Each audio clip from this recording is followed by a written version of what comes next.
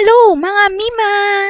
Yon, gusto nyo bang pumuntang Mount Ulap at isa ito sa pinagbabalakan yung akyatin ngayong 2026? Halika at inyo akong samahan sa aking pag-akyat sa Mount Ulap. Ang una nga namin first, stopover ay sa Pangasinan mga Mi. Dito kami kumain ng 2:30 AM. Sobrang aga nga talaga. At ang sumunod na stopover na namin ng 4:30, nakarating kami dito sa Barangay Ampukaw, Itugon, Benguet. Kasi dito mga mami, kailangan lahat ng hikers na aakyat sa Mount Ulap ay dadaan muna dito sa Barangay Ampukaw dahil sa registration. Dito mga mami, kailangan talaga lahat ay magre-register.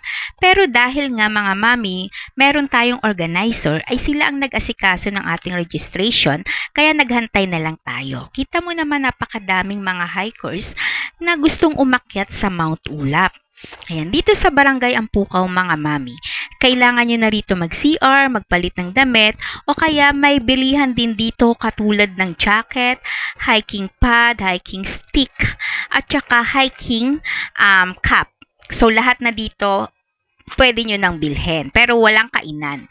Wala ring kainan sa taas, unlike ng mga bundok na napuntahan namin na mayroong mga bilihan ng pagkain. Dito nga sa Mount Ulap ay wala mga mami, as in wala. Makakakain ka kapag ka nasa ibaba ka na ng Mount Ulap.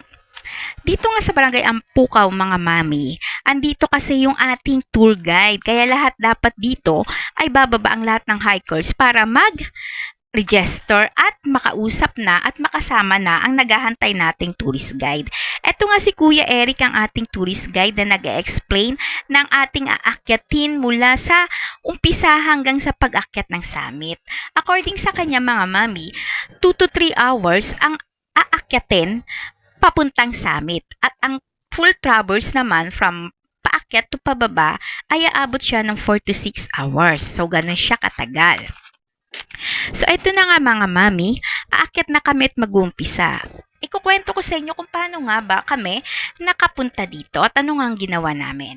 Eto mga mami, nag-join kami sa isang travel agency, ang MMC Travel Groups, na kung saan 5 lang kami mga mami at yung ibang kasama namin dito ay mga syempre hindi namin kilalang hikers. Nagkakilala lang kami nung nandun na kami sa van at nung nag-umpisa na kaming mag-hiking. So, ang pinakatagpuan dito mga mami ay 3 spot. Ang MOA, ang Quezon City, at yung isa pa na nakalimutan ko, Cubao I think. Ayun, dahil nga mas malapit kami sa MOA, kaya sa MOA kami nagantay ng 10 PM. At 10 PM, aalis din yung van papunta sa 2 stop pa na naghahantay yung ibang sasakay na hikers. So after yun, kapag na-pick up na lahat, mag-umpisa na kami mga mami na mag-travel papuntang Baguio. So alam nyo naman kung gaano katagal ang pumuntang Baguio. Pero dahil nga sa gabi, kaya madali yung pagpunta doon at walang traffic. 10 PM nga nag-start ng umalis at 2:30 nga ang first stop namin ay sa Pangasinan. Ayun nga yung pinakita ko sa inyo na doon 2:30 ay kailangan kumain. Kasi nga, according nga sa organizer, wala ngang kainan sa taas ng bundok. Walang kainan sa Barangay Ampukaw. So, doon ka talaga kakain ng 2:30. So, natatamad nga ako kasi hindi naman ako sanay na kumain ng 2:30 mga mami dahil kasagsagan ng sarap ng tulog nyon. Kaya ang kinain ko lang ay ang lugaw at ang itlog. So, ayun lang ang kinain natin.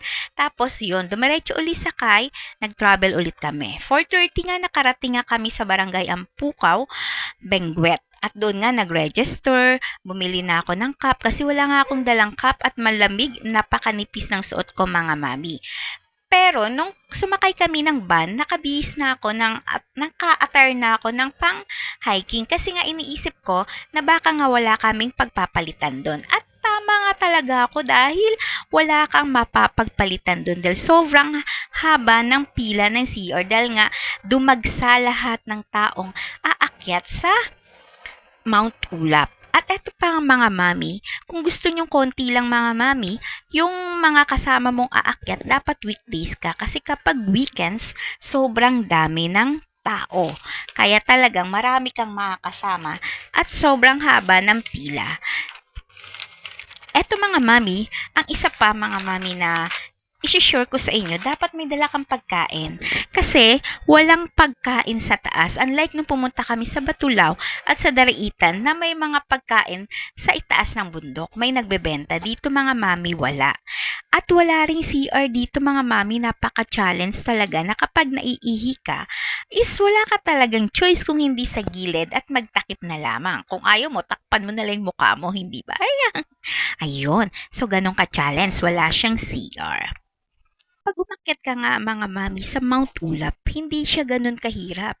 3/9 ang difficulty um, niya lang. So, pwedeng-pwede to sa mga beginners. So, dito napakarami mong makikita. Kaya Mount Ulap kasi clouds. Talagang yung ulap makikita mo talaga. Pero nung umakyat kami, hindi naman kasi siya cloudy dahil mainit siya. Kaya hindi namin talaga nakita yung maraming ulap na nasa bundok. So, kung makikita nyo naman, pagdating na ng magtatanghali na, ay mainit-init na. Kaya ako, kahit ako, nagubad na rin ako ng jacket ko. Pero malamig pa rin naman, kahit mainit. Ayun lang yung maganda doon. Ang pag-akyat naman sa Mount Tulap ay hindi gano'n kahirap kasi straight lang yung pag-akyat niya mga mami. Unlike nung umakyat kami ng Dariitan at Batulaw na mabato.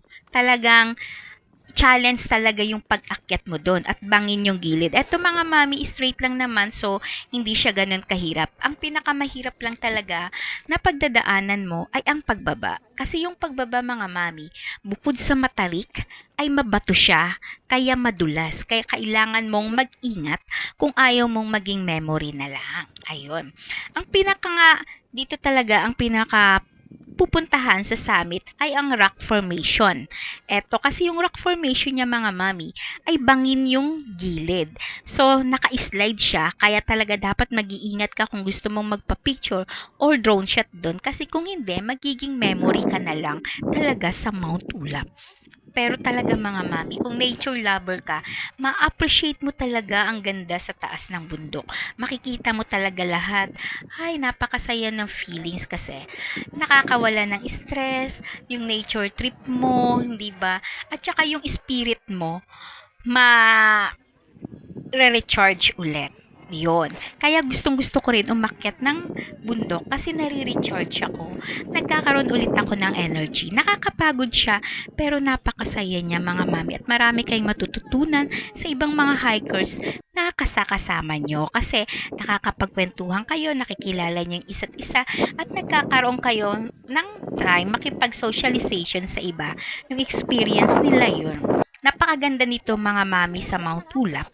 At siya nga pala, isi-share ko na ang bayad namin sa organizer ay 1,600 each except sa food yun mga mami. Kayo na ang bahala sa food. Kaya nga, magdala kayo ng food kasi wala kayong makakainan dito.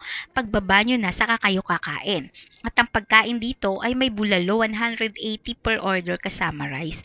So, mahal pa rin. Pero, ayun nga, yung experience kasi at yung kasayahan, kahit gumastos tayo, ay okay lang naman. Basta, nagkakaroon ulit tayo ng energy, nawawala yung stress natin at nakakapagpasaya sa